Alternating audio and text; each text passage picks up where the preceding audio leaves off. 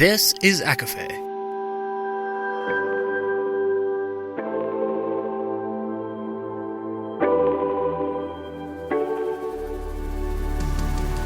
Laura Marie and Jessica Marie proudly present A Court of Fandoms and Exploration, a podcast. Fair warning, everything the hosts say is explicit, full of spoilers and adult content and shall not be used against them. They have opinions. Let's try not to drag anyone for expressing themselves and just have fun for an hour. We all deserve it. This episode contains spoilers from Empire of Shadows with mentions of Josie and the Pussycats, The Mummy, and Jungle Cruise. For full list, please see show notes.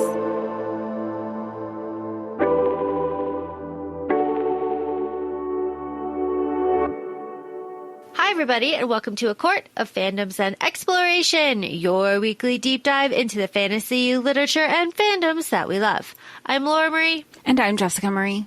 And today we are discussing Empire of Shadows by Jacqueline Benson, which is book 1 in the Raiders of the Arcana series. And Laura, you, as always, tell us your history with this book, because it's been a while since I have texted you mid-read of some of my general commentary, and you are the one who got this on our radar, got us so we can cover it. So, tell us your journey and experience learning about this. Well, I mean, it's a tale as old as time, honestly. If you have listen to our Josie and the Pussycats episode. If you have seen Josie and the Pussycats, you know that advertising works. And that is the core story behind Empire of Shadows, because this was an ad, people. This was an ad to me in, I'm sorry, it's Amazon, it's Audible, but I was browsing Audible. I had a credit. I got to use them bitches. It bothers me. And I was looking through and it was like, hey, you might like this. And I was like, hey, you know what? I think I might too. Hey, you clack the shit out of me. All right. So I started listening to Empire of Shadows. I knew nothing about it other than the description. I'd never heard of it. I'd never heard anybody talk about it. There's the art of the cover for it on Audible has the characters, and I was very intrigued. I was like, okay. What could this possibly be? And, we start off in London and we go on an adventure, and I was like, oh my God, holy shit, this is incredible. Funny story relating to this is, I immediately picked up book 2, as you do at the end of a fantastic book. I picked up book 2, and I was deep into book 2, and one of our wonderful listeners got in my DMs and was like, hey, this was advertised to me. Have you read this? Advertising works. Advertising works. And I was like, and then I sent a screenshot of where I was in book 2. And I said, yes, I've read it. It is delightful, I think is the word that I used. And I sent the screenshot and I said, just do it. Do it. It's so good. Just do it. And our listener did, and loved it as far as I know. And we are all eagerly anticipating book 3. Jess is not there. Jess is still here in book 1. I would like to know, Jessica Marie, what you think of this new genre for you. New genre reading, not new genre consuming, because it is very in the vein of The Mummy. It's so good. It's so, if you like adventure. And Laura, I learned, and I know we're going to follow up on this too, it's kind of a sub-genre, a niche sub-genre in the fantasy genre called Gaslight Fantasy or Gaslamp Fantasy, because of the era that it's taking place. It's, before electricity was involved. So if you think of gas lamps, that's literally kind of setting the scene for what we're covering. And I loved it. I got sucked right in immediately. I know the characters are on the cover, the personalities. I mean, if you love The Mummy, I'm going to make a bold statement that there are so many books being recommended on different social platforms. And for us, we're having an okay time, but they're not exactly hitting. And we know that we are the black sheep of, the book community. We have very different expectations. You could blame that on our double earth signs.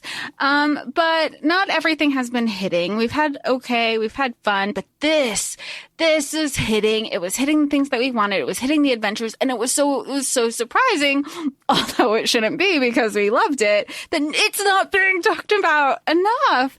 And I think also another comparison on top of The Mummy, because of the setting itself, and it does take place in the jungle, is it reminded me of part of the story of the live action Jungle Cruise that came out in 2021 or 2022 or something.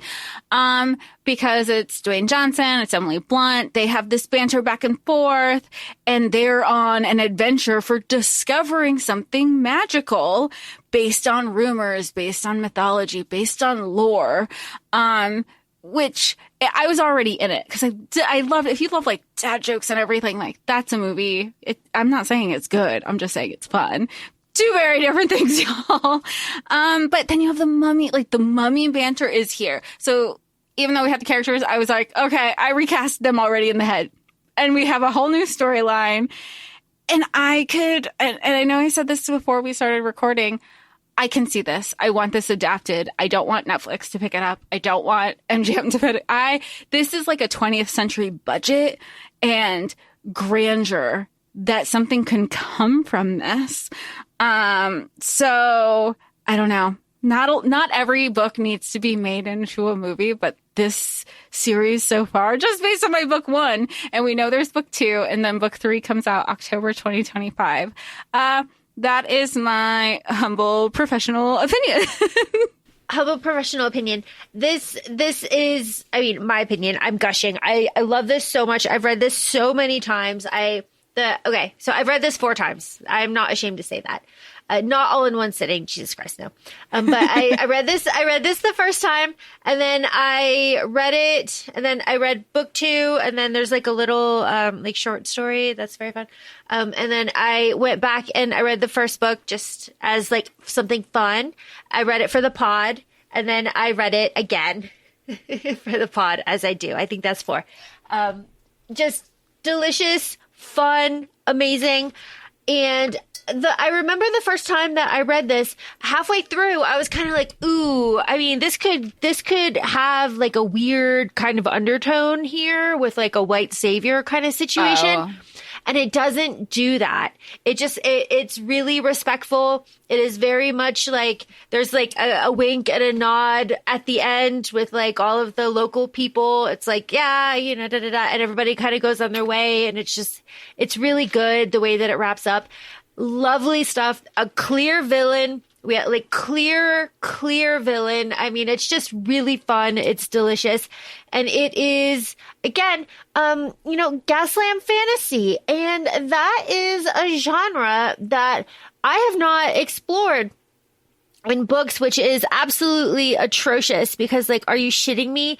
This is everything that I love. In fairness, did you know that was a subgenre with it? We know action and this style is portrayed on screen, but did you know that it existed in books? Yes, but I didn't know the name, or the words for it. And right. Honestly, here's another thing that I'm going to say. Honestly, I associate it with men.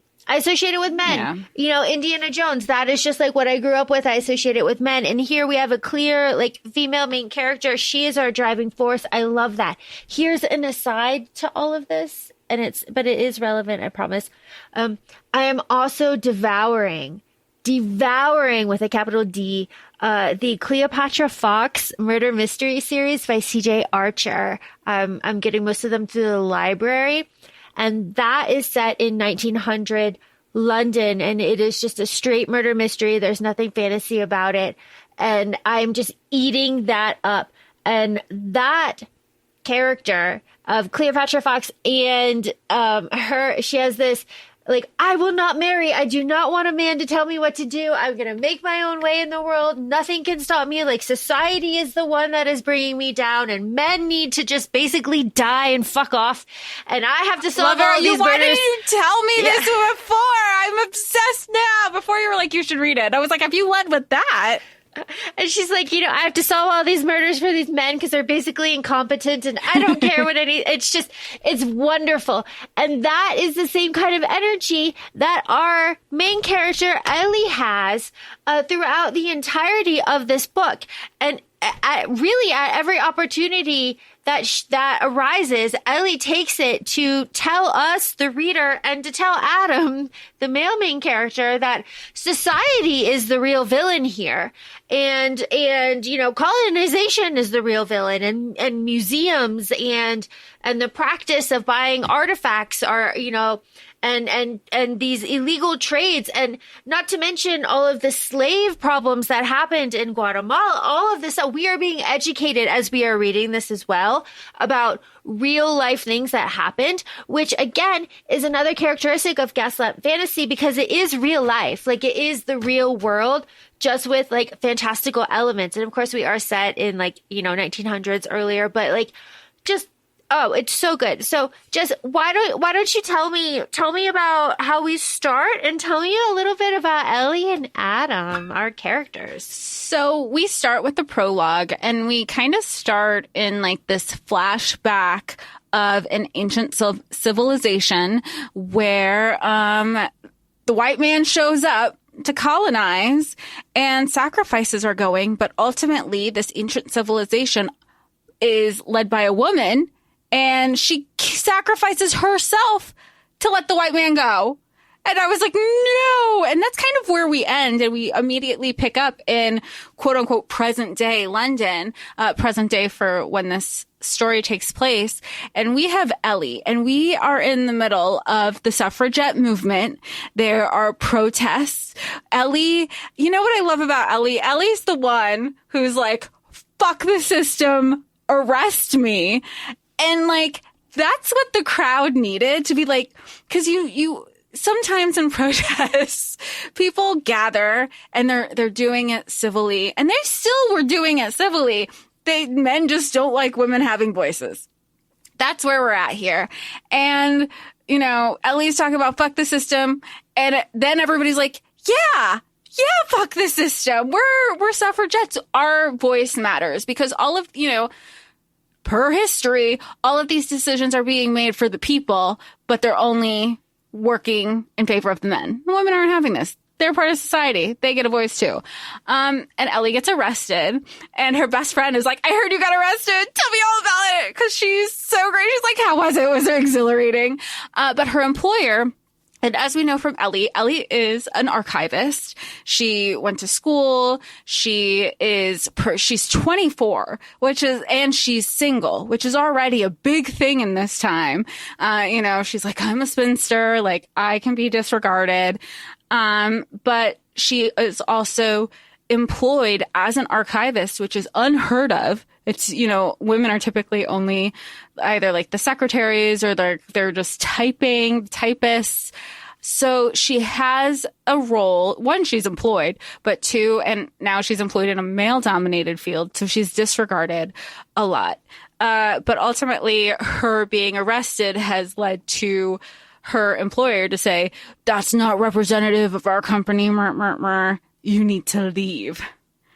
So she does, but through her exiting of her employer, she comes across maps that she's like, this is weird. And I've never seen before.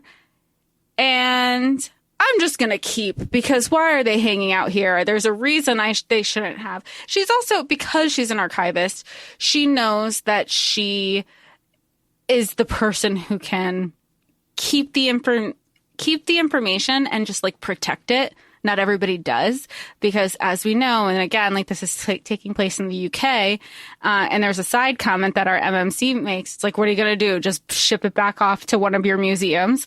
As we know, the British Museum does. She has kind of this, how would you describe it, Laura? Like an like an ethical feeling to like preserve. Like she wants to be educated, but she wants to preserve the integrity of the things that she learns. She has outrage over people not taking the sanctity of the past seriously. And she's just like, oh my God, like, do you not understand? Like, we are standing on the historical record. Why are you not in awe? But, you know, that's part of like the love and the passion. Excellent. Some details. We're starting out in 1898. I feel like the specific date is important just so we can kind of like settle in to where we are in history. Ellie's arrested for chaining herself to the gates of Parliament. Just fantastic details. Ellie's brother is a doctor, and his name is Neil, and he is on a archaeological dig in Saqqara, Egypt, and they are looking for Amarna. Isn't that just so interesting? Isn't that something that we've covered here? We just can't wait to dive into that later. We love that. So building on what Jess says, yes, the reason that Ellie has this book where she finds this medallion and these maps that she immediately authenticates in her head as being like, yeah, this is real. This can't be a hoax, because she is just like really good like that. Snap, snap. She's excellent. The thing about it is that her boss not only is a piece of shit, but he's really bad at his job. So she's like, I should give this back to him. That is the right thing to do. But it's not, it's just going to like, right? So like maybe I should just, it would be safer with me. I'm going to do better things with it than if it's just going to like sit on this moron's desk, right? So Ellie is going to, you know, her feet, it says like her feet automatically took her to the office because that was the logical place to go. And as Ellie is about to go into the door and kind of like turn over this book to her really shitty boss, we hear her really shitty boss selling her out to our villain, who is it? It's Mr. Jacobs. Right?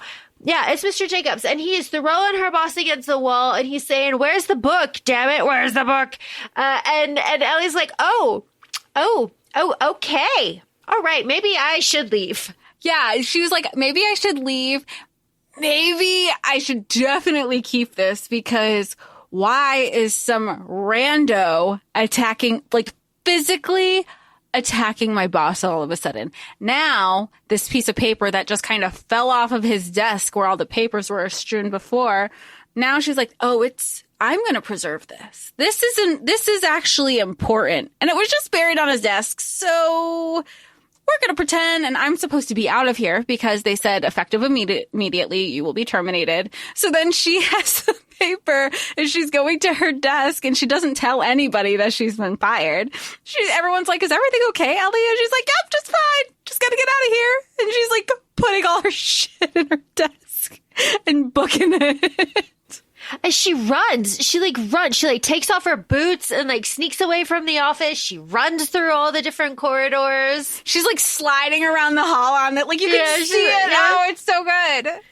She's got it like tucked into her pocket in her dress. Remember, it's 1898 in London. And it's fantastic. And what does she do? She runs to her best friend, Constance, who is taking jujitsu classes like a fucking badass at a dojo. And she's like, hey, we gotta talk.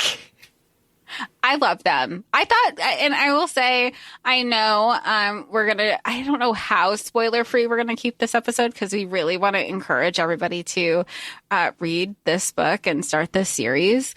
But I was surprised that she wasn't more prevalent in the story. However, as our journey takes us, we're going from the UK to the jungles of Honduras. So like, that's not this easy journey for women in 1898 to just hop on, because that's part of the plan that her and Constance eventually come up with to say, you know, Ellie is very much her own woman. She is single. She's never married. She doesn't want to get married. She doesn't believe in like the whole like, I don't want to say sanctity of marriage. She doesn't believe in marriage for her because of everything that it comes with, and the constraints that it comes with her being a woman. And she wouldn't be able to pursue her career. She would have different expectations. So Constance is like, well, then you're going to have to say you're a widow, because you exploring on an adventure by yourself is not going to bode well in our society. I mean, we've all read Bury Our Bones. It is easier to travel as a widow. You get less questions. And Constance clocks that right away. She's like, yep. And she gives her a ridiculous name. Never Scott Weatherby. We love it. We love it. And off Ellie goes to British Honduras after she leads Jacobs on a whirlwind chase through the city. I mean, she's jumping across alleys. She's going across train tracks. She's like getting on trains and watching him as she like goes, and then she, acknowledging and tipping of hats. It's wonderful. And she sends Constance and she goes, get this train ticket. And then Constance goes, I got you on it, but I had to bribe everybody. Nobody wanted to do this. I had to bribe everybody. It was so much fun. Constance is a real one. Love her. Everything that I've known about Constance, I'm like, she's a ride or die. We like Constance. We love it. And so Constance, okay, I've read this book a lot. And like a lot of like English, British kind of stuff, literature, movies, scripts, fucking anything. It's really quick, right? It's really fast. There's a lot of information kind of thrown at you, and rereads are really rich because you get to pick up more on it. So picking up more on it, Constance's story is that she is traveling to Egypt, and she is going to be at a different, she's going to be in Cairo and Neil is in Saqqara, and she's there with her family. And Constance is of Indian descent, and that will be important. Not in this book, but it'll be important later. And that is just something that we all keep in the back of our heads. So to answer Jess's kind of question, that is where Constance's story is going that way, while Ellie's story is going to British Honduras. And who do we meet in Belize Town? We meet at our male MC. We meet Adam Bates. We love Adam Bates right away. We love him. I think it's hard not to, because it's already, again, the opening scene. You just imagine Rachel Weisz. So you're already imagining Rachel in The Mummy and in the stacks. And then, she's just doing everything in that one take scene of demolishing the library. And we meet Adam Bates. He's snarky. He's friends with the locals. But full disclosure, he's a poor rich white boy. He doesn't want to be... he doesn't want to be heir to daddy's insurance money. Tycoon. Yeah. He doesn't want his inheritance. He escaped San Francisco so people can respect him as a person and not, for who his father is. He was, damn the man, save the empire kind of rallying, because, do we want to share how we find that Ellie and Adam are connected? Absolutely. I don't know, how spoilery. I don't know. So anyway, jumping ahead a little bit, we eventually find out that Adam has a connection to Ellie. His best friend is Neil, Ellie's brother, because, he's sad. Mr. Insurance Tycoon Inheritance Baby was going to Oxford, and her brother went to Oxford, and those little Cambridge. Sorry. And but they were going to college together, and at one point Adam said, you know what, screw it. And the thought of escaping university to Ellie is what do you mean? There's all this knowledge. How do you just give up on knowledge like that? And that causes a little spat that they have, but because he quit out of spite, because he just didn't want to appease his dad. But he's living a great life. He's like a cartographer down at creating maps in Honduras, and he's living at the hotel that's it's more local friendly hotel than the Colonizer Hotel, I guess. There's the Imperial. But it's still a really nice hotel, because Ellie makes a comment saying, oh, this is the hotel where, frat boys will basically say like, oh yeah, we were roughing it. She's like, there's nothing to rough. I am here. It is fine. It is fine. Ellie meets Adam for the first time when he breaks down the door while she is attempting to take a bath because there is a snake in her bath. There's a snake in my bath. And the snake in her bath scares her because she, again, is fresh off the boat from London. And what does she do when she sees a snake? She screams. That is just what happens. And Adam busts down the door. He goes, where is it? Where is it? He's got his machete in his hand. He's looking around and he saves her from a snake that turned out not to be dangerous at all. And that is how they meet. And it's very fun. Ellie is like, she's very proper. Like, what are you doing? Get out of here. She fights off, she fights him off a little bit when he tries to like protect her from what's happening. And, she like pushes him. He ends up in the tub. It's an excellent interaction. You can see it. You can just like picture it happening. The banter is quick and witty. They are wonderful. Again, Adam is American and the narrator, Jess and I both listened to this through audio. The narrator kills it. She's so good. No, and that narrator is Alex Picard. And I mean, if you're not familiar how audiobooks are typically narrated, it's just like a read through, just like you and I read, and just like you and I like however you read.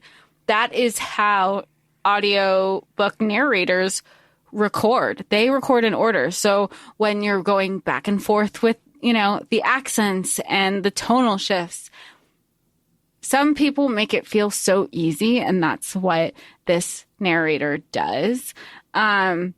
Yeah, I can't say any more things about the meet cute because it's so great. I mean, even Adam's, hotelier friends are like, that is a woman. Not only is that a woman, that's a woman you need. You don't need people who are just like fawning over you. You need someone to hold you accountable, put you in your place, and give you some shit. Yep. And that's exactly what happens. I mean, you can just guess what's happening here. But what happens in this hotel is essentially just like Ellie is looking for a guide, and Ellie kind of estimates that she's got about 6 days before Jacobs shows up in British Honduras and is after her, and her map and her medallion. And that is this driving force behind Ellie going to the number 1 guide in the area, the number 2 guide in the area, and they say no to her because she's a woman traveling on her own. And with that comes this baggage of like, well, she's well-to-do, so she's got to have the brother and she's got to have the dad, and that's a lot of trouble, and nobody needs that shit. However, of course, Adam is a fantastic guide. Adam's incredibly capable. Adam will not ship her back to London. Adam will not take advantage of her, and he will not rob her and leave her in the middle of the jungle. So after Ellie is assaulted by Jacobs and new character Dawson, Professor Dawson, our Scottish Dawson, in her room, tied up, gagged, left in there. Ellie escapes on her own. Yes, she does. And ends up falling from the sky as she's trying to flee, right in front of Adam. And Adam has the opportunity to sell her out exactly like her boss did. And Adam tells these guys, Jacobs and Dawson, to go fuck themselves. And if he has to get up and deal with it, he's going to fuck them up worse. Which I absolutely love because it's one of those things where Ellie is hiding, Jacobs comes by, and Jacobs is a very charming man, right? And that's one of the things. She's like, of course he gets by through everybody. He's so believable. Like, I would believe it if I didn't know he was like after me. But Bates right away, Adam, he goes, I'll tell you what, if I did see her, I wouldn't be, not to you two. Are you fucking kidding? He's like, he's on paper and he's so hot. Like, I know that's just a thing that we as readers are always like, damn it. You're just, these are very appealing, acts of service, I guess.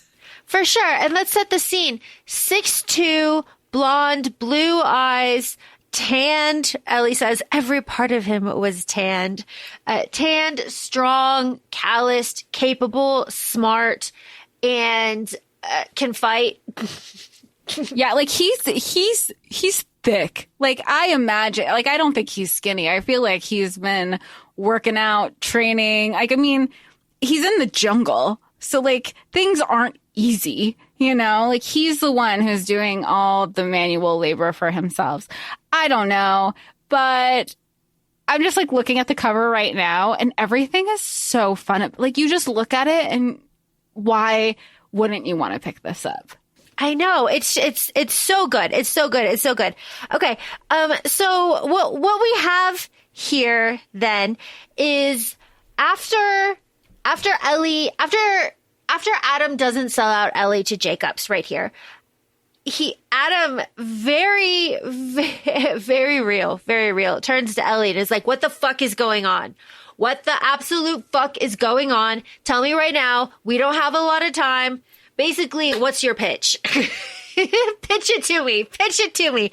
And Ellie is like, bet. All right. I have this map. I've got this map. I've got this amulet. I think it's real. I want to go exploring. I want to go check it out. He's after me. He also wants to go check it out. What are we going to do? And Adam is like, show me the whole map. And Ellie goes, no. I'm not going to show you the whole map. I'm going to show you half of the map because if I show you the whole map, you will take advantage of me and you won't need me for shit. And you can either leave me and get what, follow the map for yourself, or you can just rob me and not do anything and leave me to die in the jungle. And I don't want either of that. So half the map. And when I trust you, here's the rest. She's so smart. I will say she's very smart. With the exception of saying she's traveling as a widow. Granted, I think that's just like us in 2025 as women, you should never be sharing that you're traveling by yourself. But also it's 1898 and you have to share that you're a widow. So that's why you're traveling. It's context. Yep. Absolutely context. It's the only way that she could even do it safely. So, and good on Constance for being like, this is what you're doing because you have to do this right now. I love it. I love it. I love it. Adam's like big reservation about taking Ellie into the bush to go search for her lost city because this is what she's doing. She's searching for the lost white city. She's the city of Toulon, Xibalba. Adam's big thing is just exactly what you're saying. Like you are traveling alone. It's just going to be us. I don't want to be responsible for like ruining your reputation, for like damaging you in the eyes of society. Like if you have family members, like I don't want to deal with that because like, hey, I also don't want to get married. So like you have Ellie being like, fuck marriage. And then you have Adam being like, fuck money and fuck marriage. And the two of them together are very interesting in how, especially in like in book 2, it's very fun. Especially in how it kind of like plays out for the two of them. Well, also of the liability, but this is where Ellie is also saying, but look how far I am from the UK. Like if there is a place to do it, it's in a whole other country across an entire ocean. Like this isn't going to like gonna fuck Ellie's anything a bad up. bitch. And she's Ellie's like, response is like, who's gonna know? She's like, I'm either gonna be considered a widow or a whore. Like I don't, and either way, because of what you said, because she doesn't want to get married, it doesn't impact her anyway. So she's like, why? I'm not concerned about it. Why are you? Why are you? Why does it matter? Why does it matter? Oh, it's good shit. It's good shit. Okay, so what we're going to do here, because ACOFAE, Jessica and I would love for everybody to read this book and get this book a little more hype, is that we're just going to touch on like certain things that happen during the main part of this quest. And the main part of this quest is Ellie and Adam fleeing from the hotel, like right now, after Ellie kind of like pitches Adam, this lost civilization, this map, this amulet, it's real. We could do it. We could save and document history, all of this stuff. Adam is sold. He takes Ellie to his boat, the Mary May, and they chug off up the river. And what happens is a quest. They're on a quest for the lost city and shenanigans ensue. But because it's a good travel sequence, not a lot, but some of the parts are just like romantic longing glances and Ellie floating in the pool and touching manatees and that stuff is not stuff that we need to cover here, but is stuff that is so necessary in building their relationship. And I was going to add, because I know sometimes we have our own, I don't want to say criticisms, maybe criticism or, just conversations regarding travel books. There's a lot of traveling involved, but at no way does the author make it feel mundane. Because sometimes you're like, okay, I get it. You're traveling, you're setting up, you're world building, you want to create the picture. And sometimes it feels like you have to trudge through it, but you're not with this book and any of their, because that's the thing. There's this there's overarching plot. And we also have these travel sequences to get to the next adventure and the next shenanigan. And oh, here's a snake. And oh, wait, that log is not a log. It's a crocodile. We are in the jungle. But those moments in between, it's like you said, it's building the relationship and it feels necessary. It doesn't feel like filler.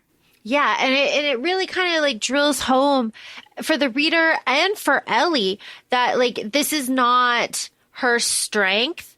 And she sees Adam and really appreciates Adam for what he is. And that is like smart and capable and able to do things that she just can't. And she does accept that. And Adam says like, look, you can read about being in the bush all you want, but until you're out here and learning it and living it, then like it's all just bullshit. And kind of going back to what you said about knowledge, Jess, Ellie is kind of flabbergasted. Not only that Adam dropped out of Cambridge, but he says later on that like he doesn't read a lot of books. But like he went to Cambridge and he did really well and he dropped out a week before graduation. So he almost finished. And Ellie's like, but you speak like all of these languages. And Adam is like, yeah, but like, why would I learn languages from a book? How do you know what they sound like? And Ellie is like, oh, touche, bitch. Wow. Okay. Isn't that an overall societal conversation, right? When it comes to undergrad, like everything's great. Like theoretically, everything is great on paper, but until you apply those classes to the quote unquote real world, how many fields of study are those undergrad classes truly applicable? Because everything that I did in my degree, everything that I do in my field now, it's not applicable. I learned it from my internships. I learned it from real life experience. My degree helped me, the piece of paper helped me get there. But if there was a time where a degree wasn't required, it's truly on the job training. Because then you have professors who continue to stay professors and then they give you all of these ideas and you're like, but wait a second, have you actually applied this knowledge that you learned? Well, no. And those are the ones who are trying to tell you this is what you need to be doing out in the real world. You haven't even been out in the real world. And that's Adam's argument. It's also a conversation about learning styles as well. Adam's learning style is not rote memorization. He says that too. Like Neil can just sit down and read for hours and hours and hours, and he just can't. He gets antsy, like he just can't do it. He learns by doing. And Ellie learns by sitting down and just letting knowledge, she says, kind of like wash over her. That must be easy. How nice. Yeah, how nice. How nice. But again, I mean, that is just setting up for the smoking mirror, which is the kind of like, whole thing about all of this. But okay, so let's touch on our adventure a little bit, our river adventure. We go through a cave and we are met with Ellie's first, just as you were talking about, practical application of like real world ethics and like what is going on to get all of those items that Ellie loves into the museum, and that's grave robbing. So Ellie is, she's on the boat. There's a, she's sounding. They're in a cave. It's all, it's all very new and kind of scary because, like, goddamn, I hate caves and I hate water caves. I hate water cave tunnels. All of this is terrible. Like people go spelunking.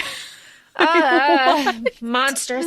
But Ellie loves it, and she like spots this pillar and she sees the carving, and there's this great scene with Adam, in this shallow water with like rope around his chest, like pulling his boat through the water, and Ellie's like, wow, he's a grown man, like pulling a huge boat behind him. It's sexy. Yes, it is, Ellie.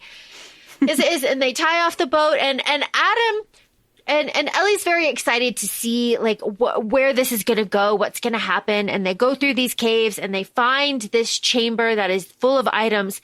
And as Adam is taking Ellie through these caves, he's trying to get the point across to her, like, not everything that you see out here is going to be a new pristine discovery. More often than not, what you're going to run into is destruction, through grave robbing.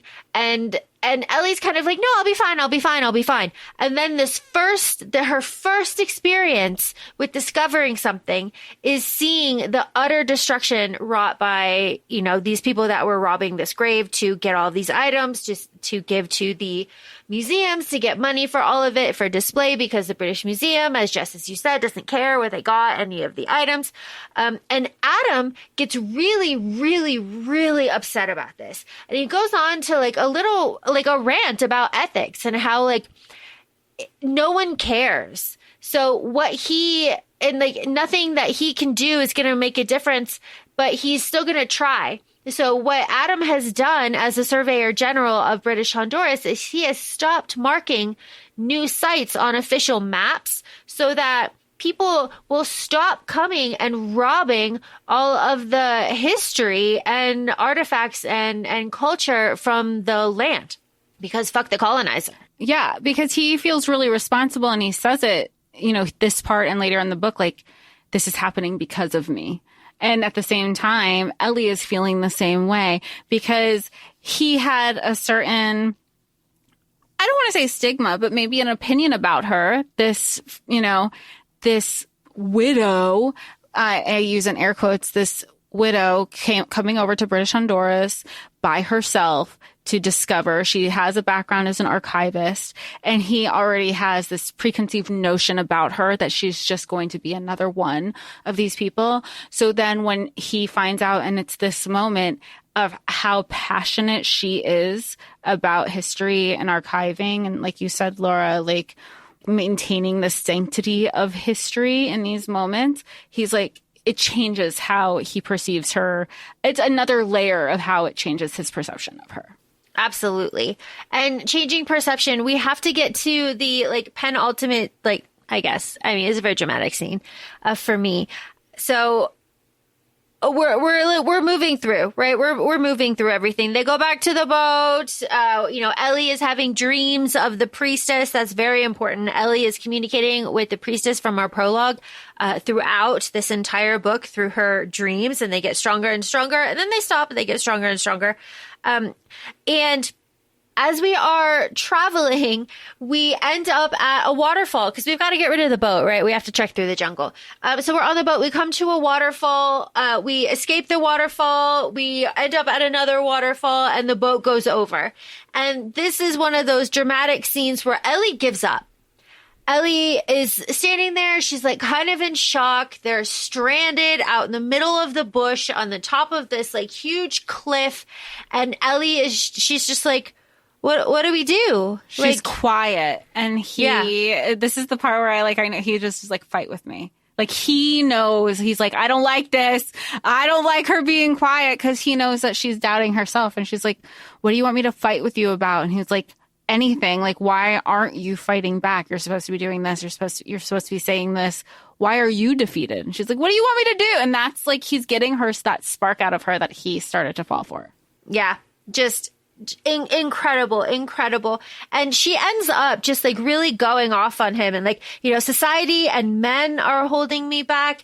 I can't live an easy life. I have to fight for everything that I have. I can't just, say I want to not go to university and not fight for it. I had to grasp for absolutely everything. It's society, it's men, it's all of these expectations that are dragging me down. And then later on, when they're in camp and they're drinking rum together, this excellent rum, Ellie drops the line of children, and she's like, children are burdens, it's just another way to shackle women with the chains of marriage into domestic slavery. Like, Ellie does not hold back. She's like, no, none of this. She says it time and time again about just all the constraints that come with women, especially being a woman in 1898. And I think that's so, I think it, people, I don't know. I think the conversation still happens now. Yes, there's more of a choice, but how many people question, what do you mean you're child free by choice? You'll change your mind. Well, there was a point where we weren't allowed to. Oh, it's excellent. Okay. Continuing on, there's a really, really wonderful scene where Ellie and Adam come across a village out in the mountains, and we meet a priest who becomes very important later. We're going to skip over that. Again, read this book. It is so amazing. The important thing here, though, is that village has dynamite, and that will be important later. But what we have to do is get caught, and we have to meet Jacobs and Dawson in the middle of the book. That was one of the things. I don't think it's a spoiler. I mean, maybe it's like we said, it's going to be light spoilers, but enough to get you to think, wait, if they got caught in the middle of the book, what happens? Because then, even in the middle of the book, there is kind of they're apart, but they're together, and he has to find her, and he's like, oh my God, they have Ellie. What are they going to do? I know what they're capable of. She's not there. I'm supposed to be there. Because, sometimes I know when we're covering books on the podcast, Laura, you're really good about setting us up to be well, now we're in the backslide of the book. Everything goes really fast. But this is happening in the middle of the book, and it's still, yes, the back 50%, but it's still going very fast because things are ensuing. They're together, they're apart, they find each other. There's quicksand, there's whirlpools, there's magical discoveries, and you're all finding how, I don't know. All I feel like I could keep saying is read the book, because it's such an adventure with the milestones of what they're trying to find. Because with the Gaslamp Fantasy, I don't want to give away what my theory was. Laura, you know my theory. I don't want to give it away here, because you might have that theory to see where is the fantastical element, and that contributes to this. Well, the fantastical element, Jess, as you said, is brought to us right here with Dawson, because after we're caught, Ellie and Adam join Jacob's expedition to find the lost city. It's on the cover of the book. That's where we're going. And they meet the mile markers throughout the way. They solve the puzzles throughout the way. Ellie does a lot of shenanigans to escape her guards and get up to the top and show all the men that they don't know shit. It's all very excellent. Amazing stuff. But it is then, while Ellie is kind of doing these escapes and everything, that we and Ellie notice that the top of the pyramid that we are hiding out in during this weather situation lights up so bright. And how could that possibly be? Well, inside, I'm just going to tell everybody because it's just so much fun, and we have to, and it's on the cover. We learn that Dawson is holding the bone, and this is very fun if you've read Shadow and Bone. Dawson is holding the bone of a firebird, a Slavic firebird. And when he shakes the bone of a firebird, does it sound like Shadow and Bone yet? When it shakes the bone of a firebird, it lights up with pure blinding light. Does any of this sound familiar? And it is shocking. It is shocking to everyone. And then Dawson like puts it away. And then Dawson is kind of like, yeah, you see that? You see that? There's more of those. There's more where that came from. And that is the kind of underlying plot that is laid down here, is that there is, I mean, this is just great shit. There's like a secret society of very rich people that are paying a lot of money to go out and search for these artifacts that may or may not exist, that may or may not be magical, and to collect them. Now, if you're familiar with Indiana Jones, Hitler was doing the same thing in the plot of those books. That's how we get the Ark of the Covenant. All of that is based on Hitler because of the Indiana Jones movies, because Hitler actually did that in real life. Yeah. Okay. So that's where the Raiders of the Arcana come in, is like the secret society is going out. And that is just kind of going back to what you said, is like Ellie's driving like ethics and her wanting to preserve everything, is that as soon as Ellie, one, finds out that like these magical objects may or may not exist, and that they are scattered throughout the world, and that Jacobs and Dawson are out to get them and use them. That's the other thing. The society wants to use them for like the betterment of essentially the white man, because like this is London and then, 1898. So it's like the white man wants all these objects to better the world for themselves and to control everything. And Ellie's ethics are just like, hey, fuck you, dude. You can't do that. We have to stop you.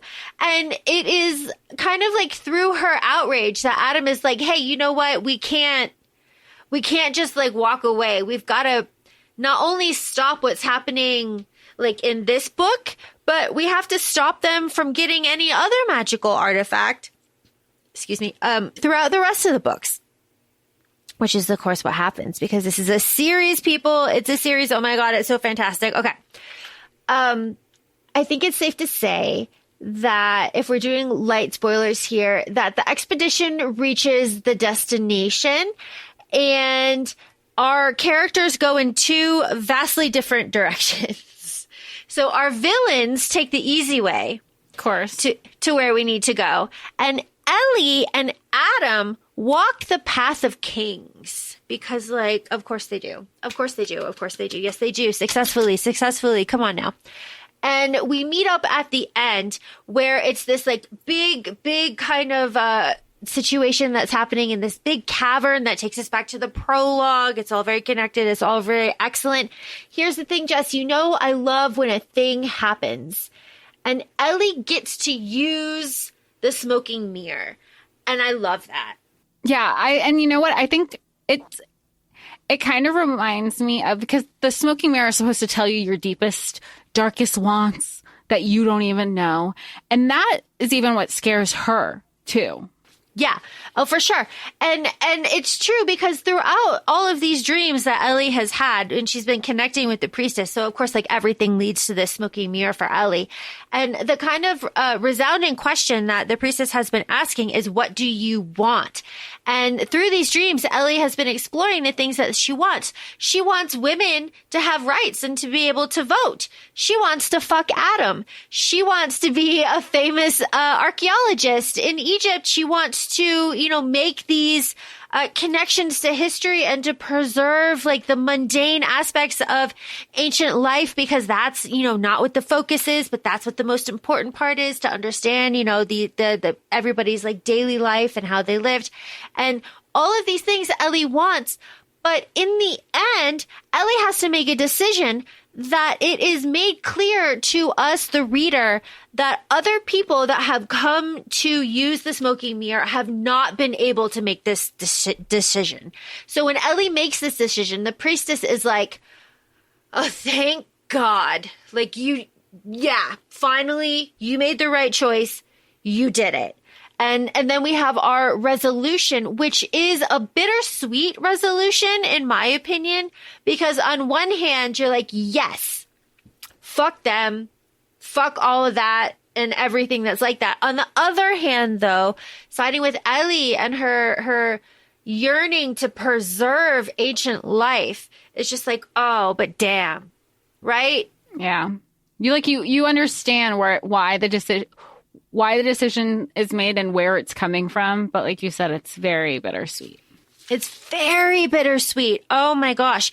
And later Ellie is kind of like racked with guilt, and she's in the village and she's talking with the people and everyone, and the priest specifically is like, look, is that a choice that you wanted to make, or is that a choice that you had to make? And she's like, well, I didn't want that to happen. And then the priest is like, then you are guilt-free. You are guilt-free because nobody else could make that choice. You are all here for a reason. Everything has led you here. It's all destiny. And now the white man isn't going to be anywhere near here. Now you can leave and we're protected. Now everything is fine. And the locals now can kind of start retaking the ruins, start retaking that area, start retaking everything in that area. Because again, Adam is not going to be updating these maps. So they have a freedom There's a preservation. here. Yeah, like a freedom of preservation there that only is for the locals who understand the culture and the community and the history that comes with all of that. Yes. Yes. And we end in the village, and we have, this is where Adam shows Ellie the bone, and she's like, there's more, Jacobs isn't going to stop looking. Oh my gosh, they're looking for the staff of Moses next. Oh my gosh, where's the staff of Moses? Oh my gosh, where's Neil? Oh my gosh, where's Constance? Oh my God. What do we do? Well, we've got to stop them. We got to go get them. We've got to keep going. But first, we have to passionately kiss. And we love that. We love that. And that's the end of this book. We love it. And Laura, I know we were talking about this before. It's such an all ages book, right? Like, it's just like it would be like an all ages screen adaptation. It's an all ages book because I had said, like, oh my gosh, like, if you could read this if you were in middle school, or you could read this when you're in high school, and not in a way of like, it sounds like it reads young. That's not what it is. It's just appealing to all audiences. Yes, it is absolutely appealing to all audiences. It is just wonderful. And you will learn things too. And the characters are so passionate about, everything that they feel as well, that it is hard not to feel the joy and to feel all of the emotions that these characters feel. Like when Ellie's fired up about the injustice and, how her gender is the hindrance in living her life to the fullest. It's like, yes, say it. Let's go. Tell these men, like, all about it. And she's not quiet about her opinions of where society is. Sometimes you have the conversations with like your friends, but you don't know how sometimes you can't be so vocal in society, especially when speech is being monitored. And so, but this isn't where we are at this story. She's like, I'm going to tell every man, woman, child, fuck them everyone kids. In between. Yeah, everyone in between. Like, your societal expectations are making my life miserable, and I'm going to live my life the way I want to live it, despite what your expectations are of me. I mean, jujitsu class right in the. I was like, oh, this must be like a hidden jujitsu class, because there's no way. And it was, because the idea of a woman having to defend herself from men. Yep. Amazing. Jess, I'm going to pose a question to you, but first I'm going to answer it myself first. So the question is, would you survive this? Here is my answer to that question. I would not survive this. I do, as I stated earlier, wet caves and tunnels that are also wet and underwater are just things that I can't do. There are things I can't do. I know my limits. I can't do it. So there's a very specific scene where Ellie and Adam are in a well and they are looking, they're kind of stuck and they can't climb out. And they're like, are we just going to like die in here of starvation? They find a current. Adam finds a tunnel underneath and he swims out and swims back, and it's pitch black. And oh my God. And they have to swim in these underwater tunnels with just like pockets of air to come up with. And it takes a long time. And Ellie's like lungs are burning. And she's like, I couldn't do this by myself. Like, oh my God. I would simply pass away. Yeah, same. Like there are moments, I feel like it would be fun for a minute swimming with manatees, even though it's like illegal to touch manatees now. Like that's the dream. Maybe remember when they were like in the tree or something and then the boat cracks and he's like, that was my boat, wasn't it? She's like, yeah, I think that I would have tapped out a little bit earlier to be like, I don't need it that bad. Like, let's just trust it's there. Like, this is a sign. This is a sign. Let's take it for what it is. Everything would be a sign. Getting attacked by the mosquitoes that I'm allergic to. The whirlpool pocket thing. There is I don't think I have self-preservation sometimes because of stuff like this. And people are like, oh my God, if it was a zombie apocalypse, I'd be... You want to be running your last moments of life? What? Like... That's a lot. There's a limit. And this trip was not it. There's a part where while Ellie and Adam are walking the path of kings, there's an underwater cavern, chamber, and it's full of bugs. It's full of bugs. What about the bats? I think the bats is where I would have tapped out. The bats is definitely... I might have... Okay, maybe I would have gotten past the tree. The bats is where I call quits. The bats. 4-foot bats. 4-foot bats! Carnivorous bats. And also, there are images on... If you look for it on search, I always think... I was telling Laura earlier... that I always think it's like CGI. I think it's fake. I'm going to be like one of those boomers who believes in AI when I'm older because sometimes it's so realistic, where they have 4-foot bats. And I looked it up again while reading this to say, well, maybe it's not. Let me just like do it. Or maybe it is part of the fantastical element. There are 4-foot bats. Just type it in your search. They exist. People are holding up their wingspans, everything in between. And they comment and they're in this book and they say they're just hanging everywhere. And then they're just looking and then they're like using their sonar. And can you imagine an entire cave of 4-foot bats ready to go at, like that would have been that's what I would have actually topped out, I think. And there's a part where the bats come back a little bit later and towards the end and they're like stuck in a part of and they're just like, and Adam is like kind of pushing them off and trying to fight and like with his knife, these giant bats. And Ellie's like, oh my God, it's incredible action adventure with a little bit of romance. Amazing stuff. I will say it's close to a romance. And from book 2, if you go to the author's website, she has a Patreon and you can buy those spicy scenes, baby. Yes, you can. It's not closed door on the internet. No, it is not. It's great stuff. I would recommend this, Jess. I recommended it to you. I recommended it to our listener. I will recommend it really to anybody. I don't give a damn if you think Gaslamp Fantasy is pedantic or bougie or annoying or any of these things, because I think that finding your niche should be celebrated in any form. And yeah, absolutely. And thank you for recommending it to me and taking the time to explore a new niche as well. Because I think when we covered in The Mummy episode, I had seen it a couple times. It wasn't like fully ingrained in my head, but I was like very aware of it.